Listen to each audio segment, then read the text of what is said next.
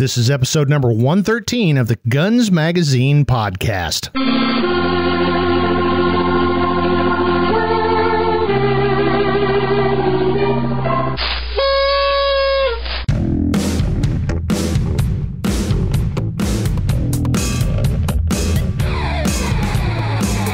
Hi there, and welcome to the final episode of 2021 for the Guns Magazine podcast.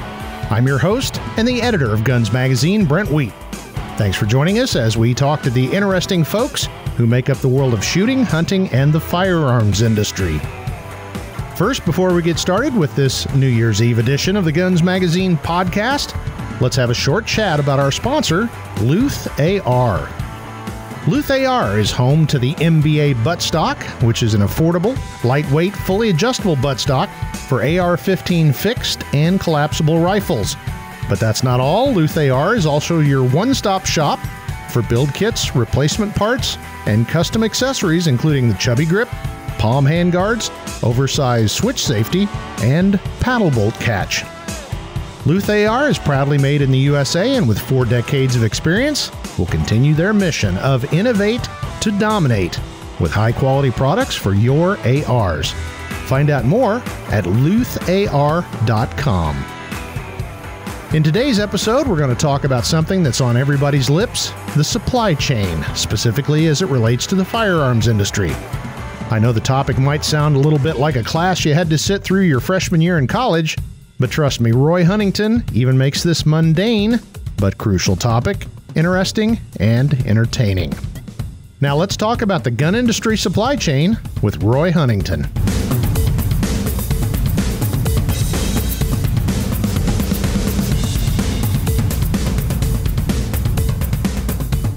Good afternoon, Roy. Howdy, Brent. Good to be here. Well, on the face of it, I got to admit, this might be a little bit of seem like a snoozer, but I think it's actually going to be very fascinating. And that is the thing we keep hearing so much about, which is supply chain. And the reason that apparently we can't have Christmas and, everything is in short supply. But we're going to focus on the gun side of it. And where I think this is fascinating is I think the vast majority of folks don't understand. Most people, I think, believe that if there's a gun factory in New Haven, Connecticut, steel goes in one side and walnut, and out comes a gun. And it is absolutely not like that at all in our modern world. So you are an expert, Roy, on the business of firearms. So you are the chosen guest. That just makes a lot of sense. I don't know. Expert might be a strong word, but I've certainly stumbled my way through the industry over the last 40 years. And I couldn't agree with you more. I think most consumers have this sort of vague idea. And like you say, it's this, Remington factory somewhere. Yeah. And cloaked in mystery, and people park their cars out and they disappear inside, and then magic occurs, and then guns appear. Yeah, by gnomes, and then guns appear in the gun stores. And actually, I mean, I'm not sure the easiest way to explain it, but it seems like it's a glamorous thing to people, making guns and all that. But you know what? It's the same as making stainless steel faucet sets. Yeah. In other words, you have to have a raw material pipeline. You have to have dozens of subcontractors, each making small particular parts that you need. And then, the main manufacturer may indeed create some things, frames and slides and other parts of the guns. And then you have the skilled assembly crew that puts everything together. And then, of course, you have a very complicated distribution system to get these things out. And during this time, there's a sales force who are out there selling these products to dealers, and then a marketing army, who are marketing these products to the consumers, across the industry. And if any one of those things has a bit of a falter, the whole process can come to a grinding halt. And we've all just experienced that with ammunition. Well, I think that's a perfect spot to note that there's one manufacturer who is they're all back ordered at this point. But in confidential talks with our friends over there, they said, we've got all the steel and wood we need. We can't get boxes. The boxes they need to ship their, because you don't just wrap it in a blanket and ship it out to a store. They need packaging material, and they said that is their particular biggest problem right now. They can't get the stupid packaging material. Well, I know one small firearms manufacturer that has gone out of business some years ago, and they made a proprietary small auto pistol, which was really clever and it was cool, but they had consistent problems getting a 2 or 3 small parts, screws, springs, and I think it was the rear sights, as I recall. And there came one time where they had orders for like 50 guns, and the 50 guns were complete except for these key parts. And they were struggling trying to get these parts. The problem was they had extended themselves financially with loans to be able to make the guns, and they couldn't get paid till the guns were shipped. And so what happened was everything collapsed. And so they were not able to ship the guns in time to have the customers pay the money that they needed to pay the debts back, right? Yeah. To both the bank loans and to their prime parts suppliers. And so just because of that, literally, because of the lack of a couple springs and a rear sight and a grip screw, they were not able to ship the guns, and the company went out of business. Yeah. And, we're going to talk about specific parts, but it's not even just the parts. I know, we both know lots of smaller companies that they don't build guns, but they heat treat or finish or do something special in their shop. So, they may be working on parts from Remington and Ruger and, XYZ to come in to, say, heat treat them.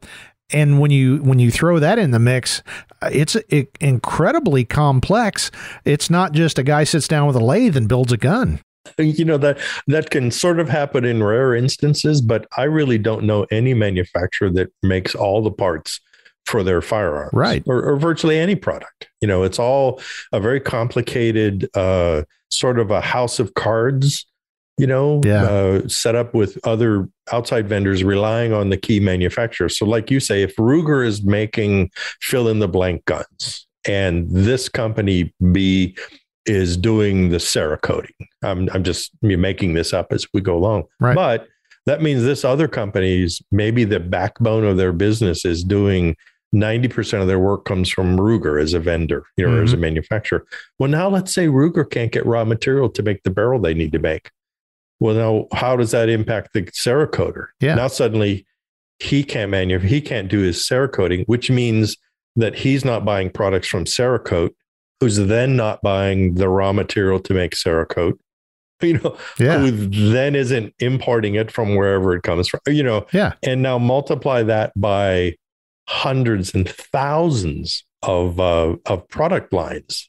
And that's how that happens. I think we should take a minute maybe and go over what an average sort of from conception to how do you get the product in your hands. Yeah. You want to do that? Sure. That was actually where I was going to kind of go with this. And we've talked before, the design process is kind of the same way. It may only take a few months. Most guns, it takes a couple of years to go from an idea to an actual working prototype. And then they have to figure out, okay, we need material to produce it. Before then, they've done all the marketing studies of, it's a cool gun that shoots really good, but will we sell enough of them to recoup our investment? And that's very complicated. But let's say it passes all those tests, and they've made some prototypes, and they've sent the gun press to a special event, and we shot it, and we're all hot and frothy about it. Okay, we got to make these. Now you got to get the raw material sourced. And you need a barrel, and you need a frame, and you need grips, and you need all those teeny tiny parts, and they all have to be finished and polished and XYZ. Then they have to be assembled and all that. So I will say, from my visits to what you would consider a large gun factory, the biggest components they generally make or the most critical components they'll make in-house. So the receiver, generally, at least on long guns, I would say handguns, that's not always the case, but long guns, let's talk for right this second. Most of the receivers are probably made in-house. The barrels almost always are, usually. But again, there's exceptions.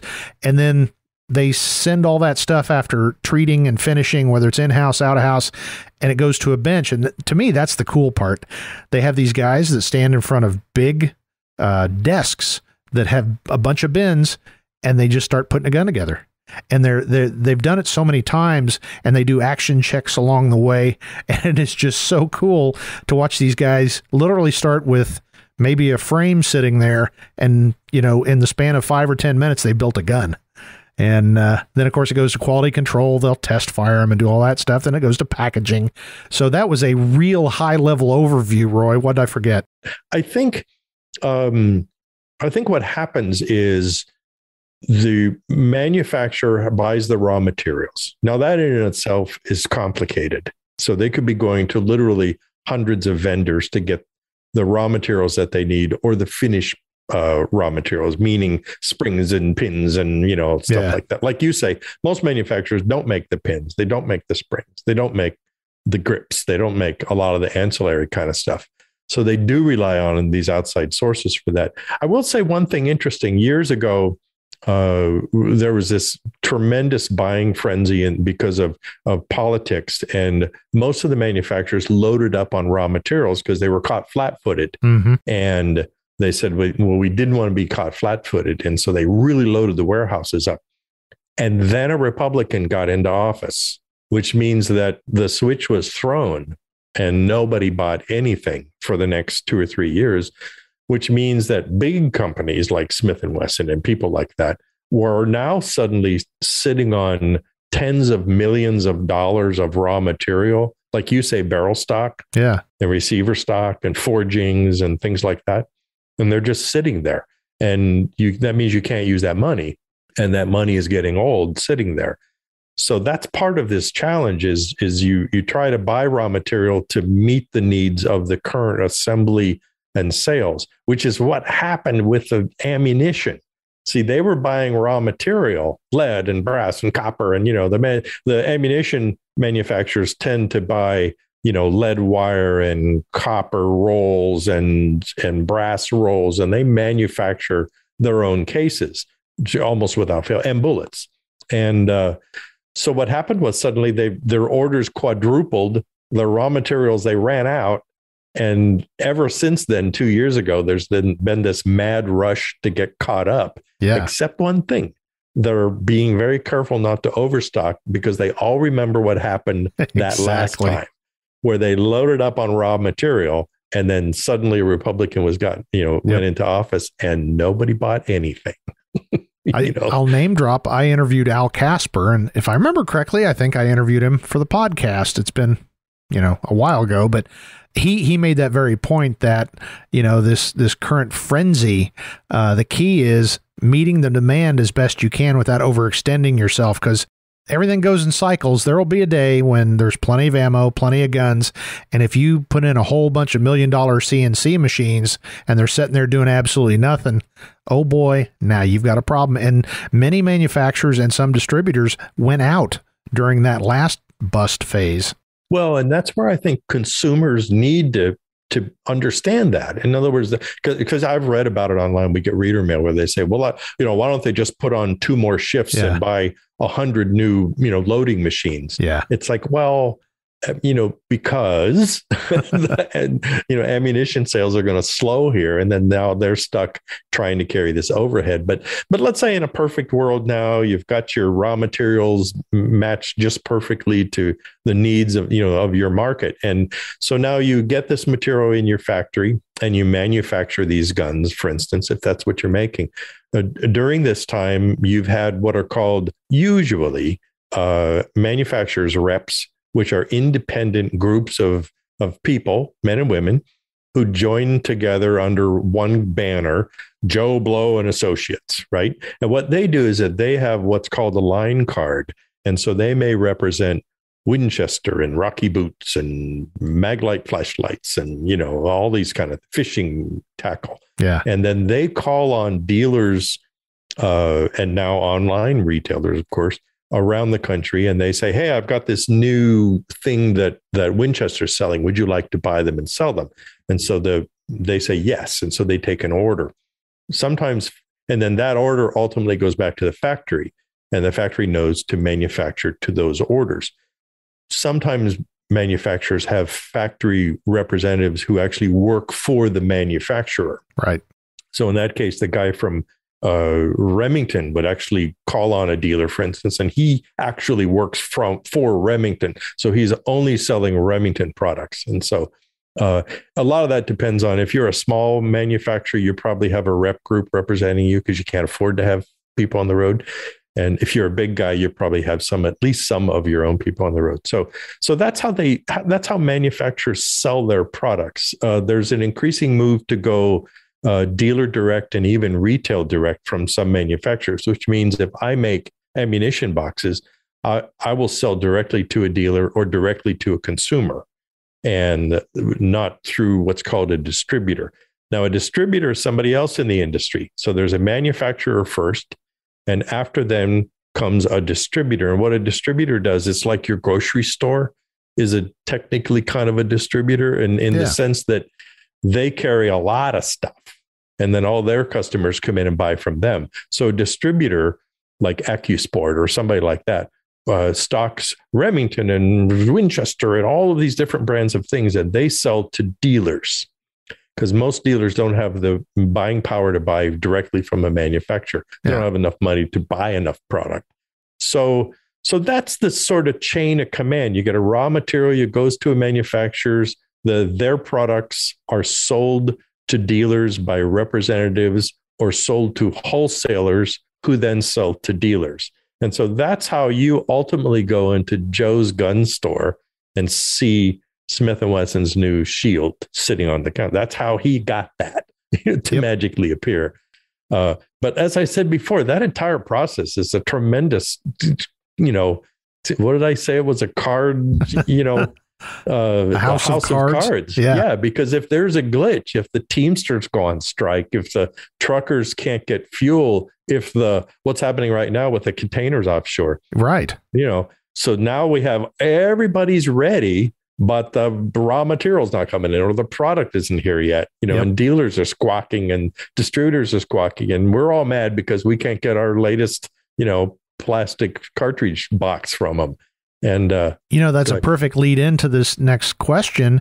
And I'm sure some of our friends in the firearms industry are wincing at what this next question might be. But like so many products in our world today, a lot of stuff comes from offshore. And some of our friends would be loath to admit that. But we're not the only ones that can build quality stuff here in the United States. So there's two reasons you go offshore. One, it's either cheaper, or two, they have a capability or capacity that you don't particularly have. So in the case of, the Spanish, there's been some lousy Spanish guns, but there's been a lot of good ones too. So if you can get somebody to make your external hammer for your shotgun, and they can, get it done the quality you need, that's one less thing you have to do to build your shotgun. But in our current time, yet that shipping container full of those hammers is now parked off Long Beach, and that's part of the problem. And American consumers are fickle. On one hand, they say buy America, but then they go shop at Walmart, because that's the cheapest TV they can find. And I think to be realistic about it is, if American consumers, especially in our industry, need to understand, there's been such a movement offshore over the past 20 years that a lot of the ability for domestic manufacturers to make the kinds of things we need is gone. Yeah. I mean, companies are out of business because they couldn't compete with the pennies on the dollar cost that the manufacturing was costing overseas in China. And so we are in a period of change and turmoil. What I am seeing right now in the industry, and you probably are too, is I am seeing companies frustrated with this, and this container nonsense isn't helping. And they're actually bringing manufacturing back into the United States, even investing in startups to get companies to be able to manufacture what it is they need and have it produced here in the United States. And they're willing to just pay more for it.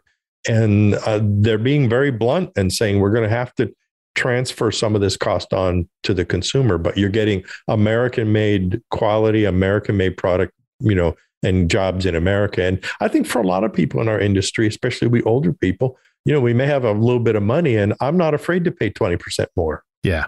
For a product. I think I was talking to somebody in our industry who makes a lot of, I would almost call them commodity type products, target frames and pistol rests and, things like that are kind of fairly generic. They have them made overseas in China. Now, the quality is really good.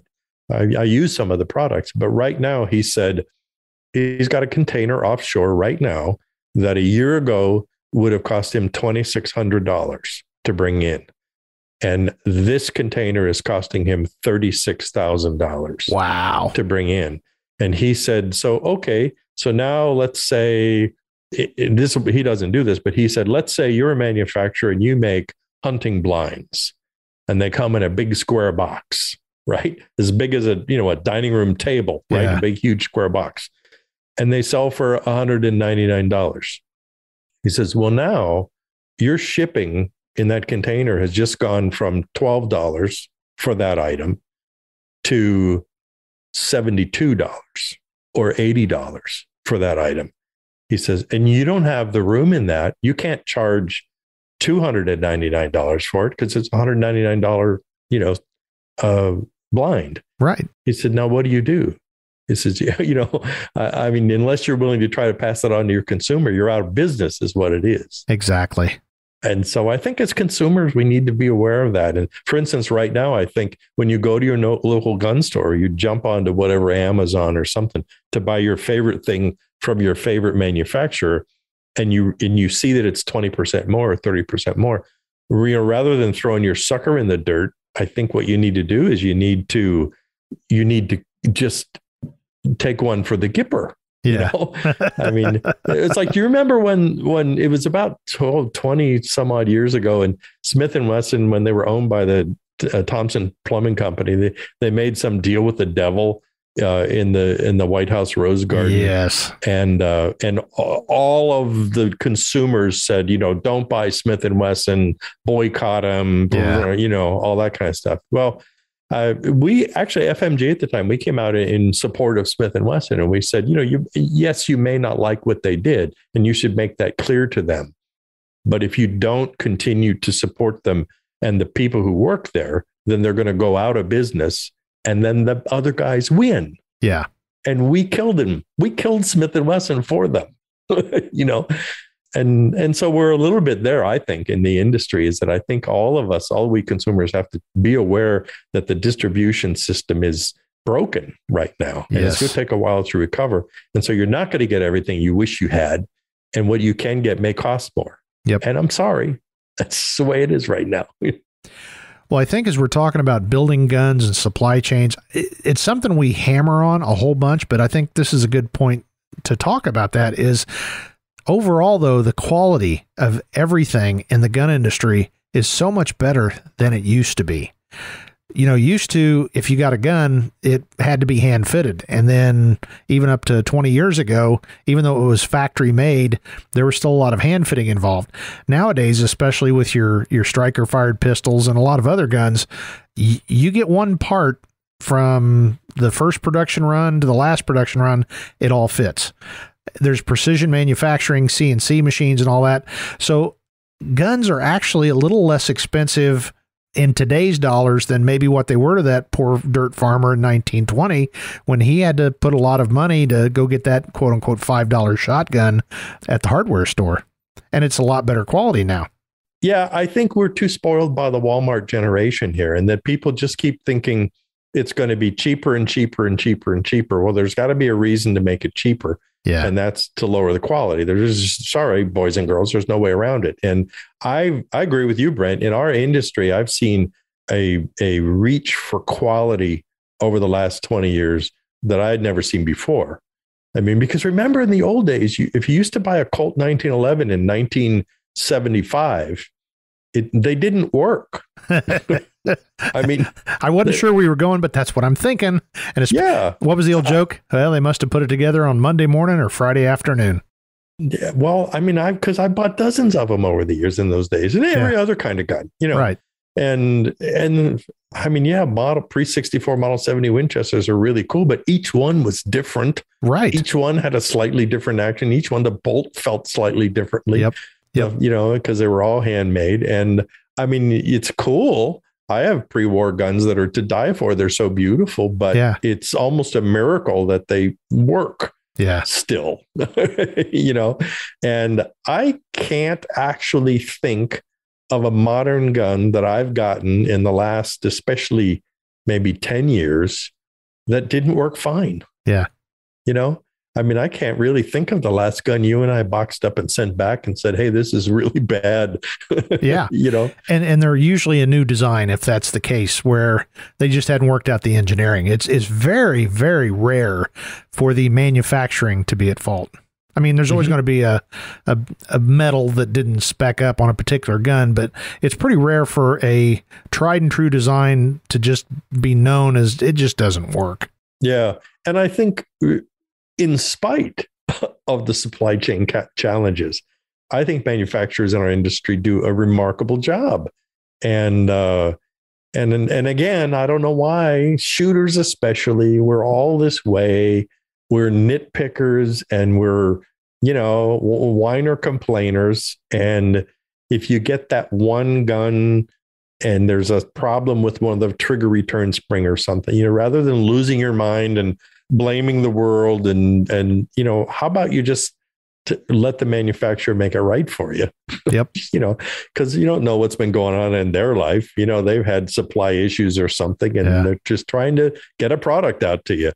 I just had a call this week from a good buddy that I won't mention the gun, but it was brand new and it didn't work. And I said, well, what'd you do? Well, I called the manufacturer and I said, well, how'd that go? Oh, they just all over themselves. Send it back. We'll take care of it. And he said, they acted like they really cared. And I said, they do.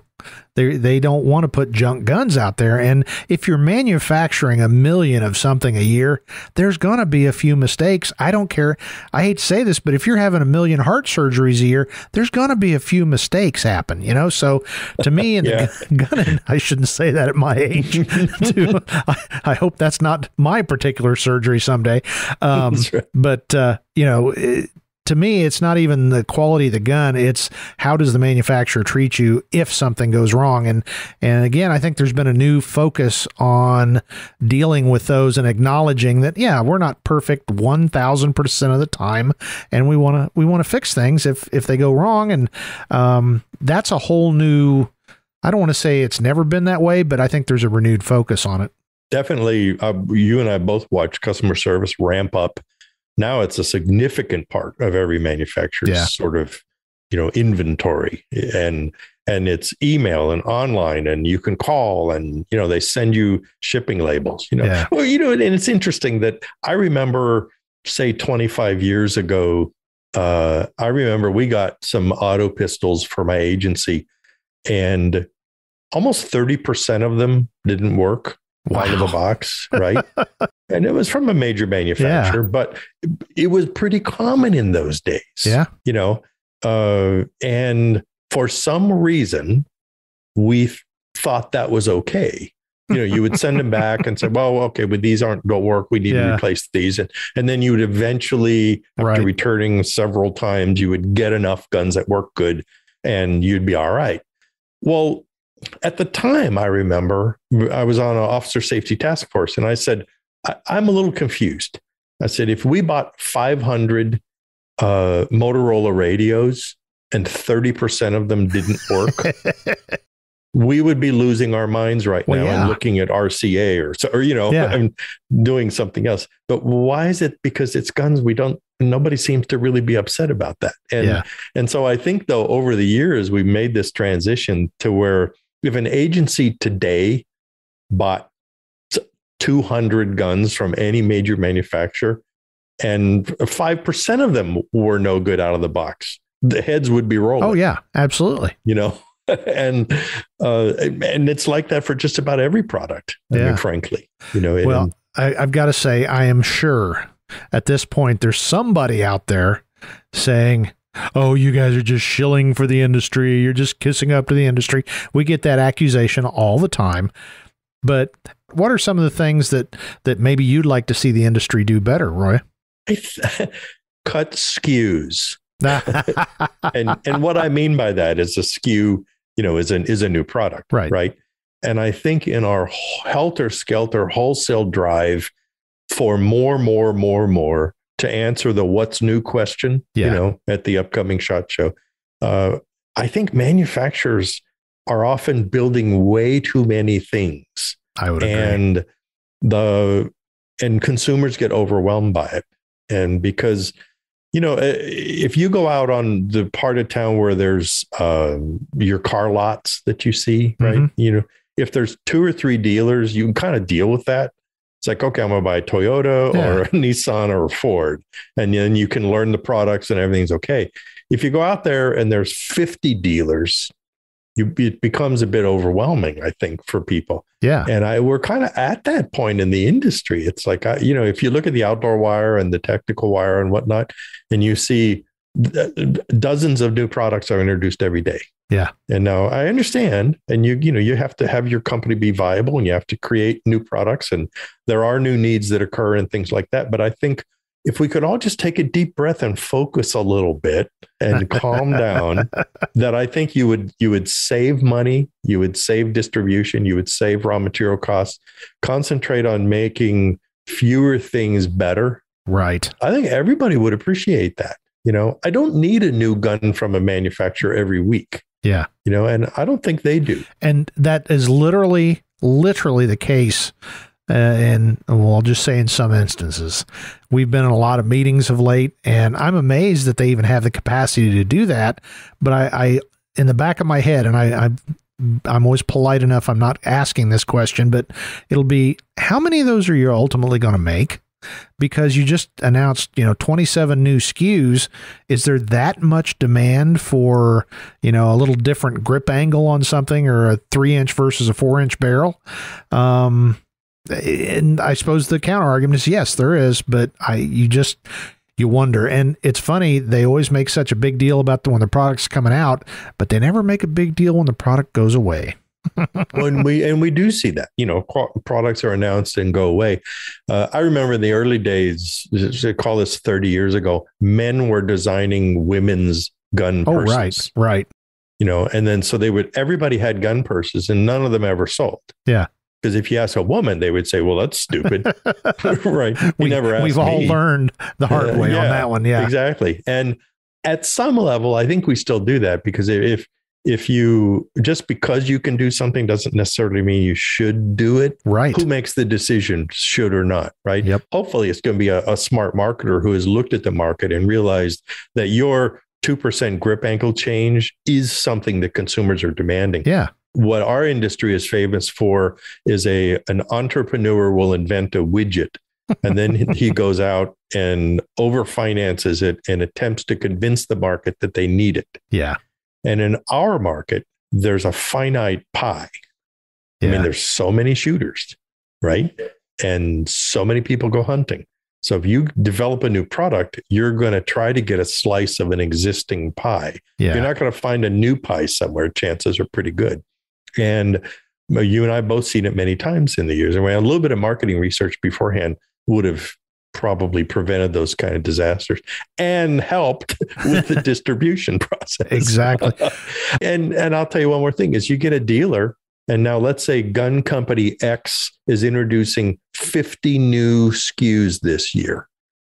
Well, if this is a gun dealer who's doing $300,000, $400,000 a year, he cannot stock these 50 new guns. Nope.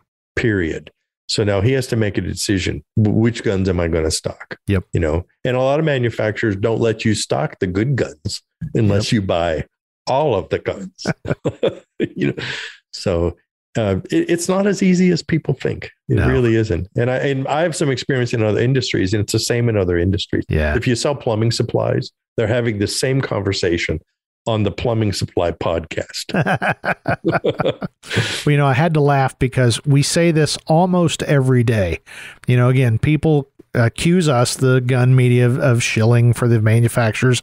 And let's be honest, there's a little bit of that, but we try to maintain a professional relationship with them.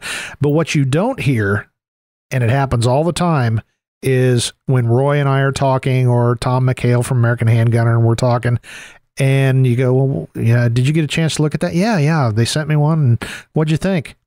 It's a solution in search of a problem. And we say that a lot. So at some level, we're doing our own little part to help, ease the burden of the supply chain here. If you don't see it in the magazines or online, there's probably a good reason for it. Exactly. But a lot of times it's not because it's a bad product, right? But it's like, really? Do we need another one in blue? Yeah. I've got a product I'm looking at right here on my desk that I hope it works. It's from a friend, and it does solve a problem, but the problem is not really needed solved at this point. So we'll see how that goes, and I'll leave that there. But no, I appreciate you taking the time to talk to me about this, because it is, and we just barely scratched the surface. But I think going back full circle to what we started talking about is steel and walnut doesn't go on one end of the factory and finished guns come out of the other. It just doesn't work that way. And as you said, it doesn't matter if it's plumbing or medical supplies or pocket watches. The world is a lot more complicated than it used to be. And I'm glad we got to clarify it. Well, there you go. Well, Roy, thank you very much. And we'll see where all this current craziness and supply chain issue and shortages and all that goes. Hopefully we'll be laughing about this in 6 months and saying, remember when everybody lost their mind because they couldn't get ammo? I would say, ladies and gentlemen, just keep an open mind, be patient, and be supportive rather than antagonistic. And, just reach into your wallet and be prepared to pay a few percentage points if that's what it takes to keep the industry going, because we all love what we do. Exactly. Well, thanks again, Roy. You bet.